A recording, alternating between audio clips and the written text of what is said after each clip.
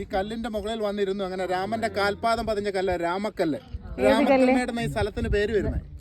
സമുദ്രനിരപ്പിൽ നിന്ന് 2800 അടിയാണ് ഈ രാമക്കല്ലിന്റെ ഹൈറ്റ്.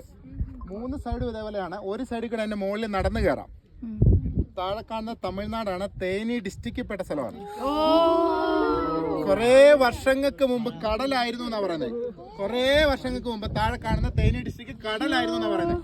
ഈ കടലായിരുന്ന സമയത്ത് ഇവിടുന്ന് ലങ്കയ്ക്ക് പോകാൻ വേണ്ടി ഈ കല്ലിന്റെ മുകളിൽ നിന്ന് ഏറ്റവും കൂടുതൽ എളുപ്പമാർഗം ഉപയോഗിച്ച് രാമേശ്വരം വരെ പോയി അവിടുന്ന് ശ്രീലങ്കയ്ക്ക് പോയി എന്നാണ്, അങ്ങനെയാണ് ഐതിഹ്യങ്ങൾ പറയുന്നത്. ആ സമയത്ത് ഇവിടെ വന്നിരുന്നു. അങ്ങനെയാണ് ഈ രാമക്കല്ല് ഫേമസ് ആകുന്നത്. പിന്നെ താഴെ കാണുന്നത് തമിഴ്നാട്ടിൽ ആ റോഡിൽ നിന്ന് നമ്മുടെ 4000 അടി ഹൈറ്റിലാണ് ഇവിടെ നിൽക്കുന്നത്. ഫ്ലൈറ്റ് വ്യൂ പോയിന്റ് ലാൻഡ് ചെയ്യുമ്പോൾ കാണുന്ന വ്യൂ ഇതാണ്.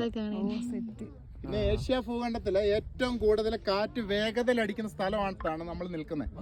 ഏറ്റവും കൂടുതൽ വേഗതയിൽ കാറ്റടിക്കുന്ന സ്ഥലമാണിത്, രാമക്കൽമേട്. PSCയുടെ ചോദ്യത്തിലൊക്കെ ഉള്ളതാണ്. പെട്ടെന്ന് പറഞ്ഞോണം. വേഗതയിൽ കാറ്റടിക്കുന്ന സ്ഥലം എന്ന് പറയാം രാമക്കൽമേടെന്ന്. ചാടി പറഞ്ഞോണം. മനസ്സിലായോ? ഇതാണ് ഇവിടുത്തെ ഹിസ്റ്ററി. ഇനിയിപ്പോ ഫോട്ടോയും വീഡിയോ ഒക്കെ ഇനി നിങ്ങളുടെ സമയം.